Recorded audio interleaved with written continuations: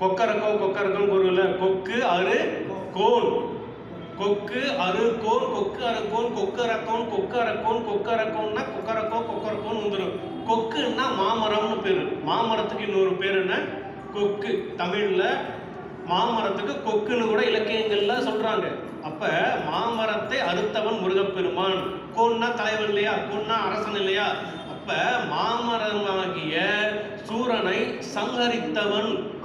இது ஒரு ஞானம். இது பின்னாடி கொக்கரக்கோக்கு பின்னாடி அவங்க தேர்ந்த ரொம்ப ஆராய்ச்சியாளர்கள்லாம் கண்டுபிடிச்சு சொல்றது.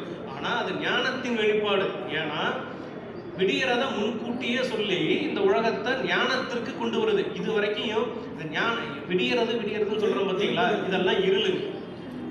இதெல்லாம் இருள், சரியா? இதெல்லாம் இருள். இந்த இருட்டில் இருந்து அடுத்த ஒரு 6 மணி 7 மணிக்கு சூரிய உதயத்துக்கு பிறகு என்ன ஆகும்? உலகமே வெளிச்சத்துக்கு வரும். நல்லா புரிஞ்சுங்க. இப்ப இருள்ங்கிறத நம்ம என்ன சொல்லிட்டு இருக்கோம்? இருள்னா ஆணவம்னு சொல்லிக்கிட்டு இருக்கோம். இந்த இருள்னா ஆணவம், இது திருவருள். வெளிச்சம்னா திருவருள் இல்லையா? அப்ப இந்த இருள்ல இருந்து திருவருளுக்கு நம்மளை ஒருத்தன் அழைக்கணும். அது யாரை அழைக்கணும்? குருநாதரை தான் அழைக்கணும். குருநாதர் தான் நம்மளுடைய நமக்குள்ள இருக்கக்கூடிய வினைகளை நீக்கி இதை இப்படி செய்யணும்னு சொல்லி அந்த ஆணவத்தை எல்லாம் ஒழிச்சு குருநாதரை தான் தன்னுடைய சீரனை பக்குவப்படுத்தி இறைவன்கிட்ட கொண்டு போய் சேர்க்க வேண்டிய பொறுப்பு யாருக்கு இருக்கு? குருநாதருக்கு தான் இருக்கு.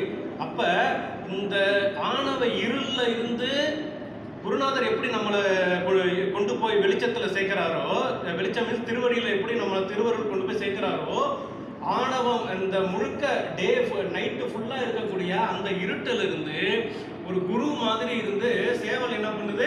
நம்மளுடைய மயக்கத்தை தெளிவிச்சு, தூக்கம்ங்கிறது ஒரு மயக்கம் தானே, மயக்கத்தை தெளிவிச்சு வெளிச்சத்துக்கு நம்மளை கொண்டு போய் சேர்க்குது.